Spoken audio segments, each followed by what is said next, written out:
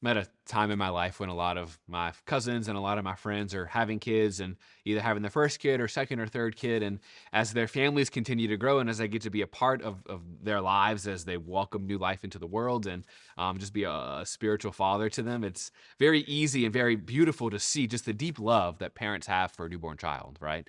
Even if it's not for those without kids, like the deep love of aunts and uncles, godfathers, godmothers, right? To have the special type of love that parents, godparents, and moms and dads have for their little kids, right? There's such a tenderness, such a deep affection, such a love that is there that I think you don't really see anywhere else. There's something special about the relationship that we have with these newborn children. And that special love, that deep connection that gets formed so quickly makes the reality of what we celebrate today on this feast of the presentation of the Lord a little bit difficult, a little bit hard to try to live out.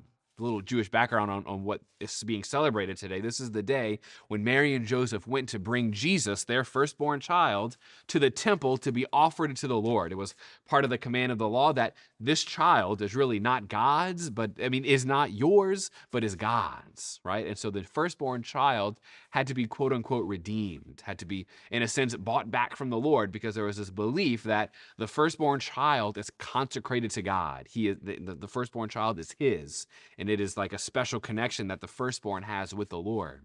So Mary and Joseph, who had experienced this miraculous birth of their son, are coming now to the temple to recognize the reality that this son of theirs is not really theirs, but this son is primarily the Lord's. And this offering of the firstborn child to God in the temple is a reminder of who the real one in charge is. Like mom and dad, as much as we try to be, like are not actually in charge. They're not the ones with the real power, but it is the Lord who sets the course of every aspect of their life. It is God who is the one who holds all the power, all the control, and all the vision, all the authority. And the presentation, parents would experience a deep reminder. And that reminder was not meant to be something almost like to be afraid of or to be like condescending, like you get back, I'm the one who's in charge. That reminder was meant to be very consoling. To know that like you don't have to carry the vision of your life on your shoulders. It's not up to you to make sure everything goes well, but like I've got this, God. Like God is telling them, I'm the one who's in charge. I've got this. You don't have anything to worry about. Just trust in me. I have them, I have you, and there's never a reason to be afraid. Yet so often in our life, whether we're parents or not, we struggle with that reality. We want to be the one who's in charge. We grasp for control. And especially when we see things going quote unquote wrong, when things are going the way that we don't want them to, or we don't think they should, we don't see God doing anything, or we don't see God acting in the way that we would want him to act. That's usually where the temptation to grasp for control jumps in, because I believe the lie, well, God's not doing anything. He must not be in charge. He must not care. So now I have to jump in and show power, show control, show authority. I have to make things happen my way.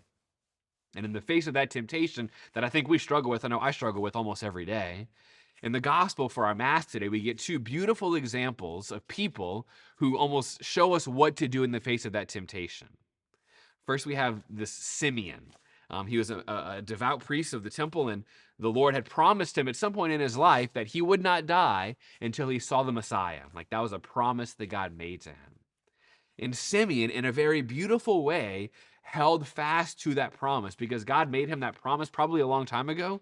And then Simeon just had to wait and wait and wait and wait and wait until almost the very end of his life, till that promise was finally fulfilled. I'm sure there are many days when Simeon struggled with believing, like, is God ever going to fulfill this promise? Can I continue to trust? Can I continue to believe that this is possible? Why do I keep holding the hope open just for me to be disappointed again and again? Or to believe maybe today will be the day. Maybe today will be the day, right? Simeon, in a beautiful way, shows us how to be faithful in the waiting, to believe that even though I don't see God operating, to know that he will bring his promise to fulfillment. We may not know how, we may not know when, we may not know where, and it probably isn't in the way, in the timing that we would want him to do it. But Simeon shows us an incredible faithfulness. He did not give up hope, and he kept his heart open and sensitive. He kept hope alive in his heart. And I think it is that hope alive in his heart that kept him able to recognize, that allowed him to be able to recognize, like when he saw Jesus, this is the one. If Simeon had closed his heart up, I don't think he would have been docile to be able to recognize God in his life. But because he kept hope alive, because he kept his heart sensitive and open to the workings of the Lord, He was able to recognize this is the one. Finally, after so many years of waiting, God came through. Simeon never closed his heart to hope. Simeon always believed that God would fulfill the promise. In long seasons of waiting, he kept that heart open. And it is a beautiful example for us to follow when we don't see God acting in our life, right? To know that every promise that God makes will be fulfilled. He is the eternally faithful Father. Our Lady Mary shows us in a beautiful way how to continue to be faithful, not in the midst of waiting, but in the midst of trial, right? Mary heard a lot of difficult words in this gospel today, right? The hardest words that a mother could possibly hear. Your son will be a sign of contradiction. He will suffer, he will struggle, and a sword will pierce your own heart. Yet I imagine Mary, as she heard those words, I imagine almost like the echo of the words that she gave the Annunciation. Let it be done according to your will. God, I trust you. God, I know that you're going to take care of everything. No matter how hard things get, no matter how dark and painful things get, I know that you will come through. I know that he, my son, is yours. I know that I am yours. And I know that you will take care of us both faithfully. And so, God, let it be done. To face and to approach the trials of our life with that kind of disposition, that kind of trust, that kind of posture, to say, Lord, this is hard, but I trust you. And if this is what you want to happen, then let it be done, because I know that you will glorify your name through it. I know that you will bring redemption here, and I know that you will bring hope. I know that you will triumph over even what is difficult. And so whether it's through waiting or whether it's through trials and suffering, both Simeon and Mary show us that God is faithful, that God is always in charge, that nothing catches him by surprise, and that in the end, he will come through. So may the Lord deepen our own faith and our own trust in that reality, that our life is not our own, but our life is his, and that no matter what we see or feel or experience in the moment, our life is safe in his hands.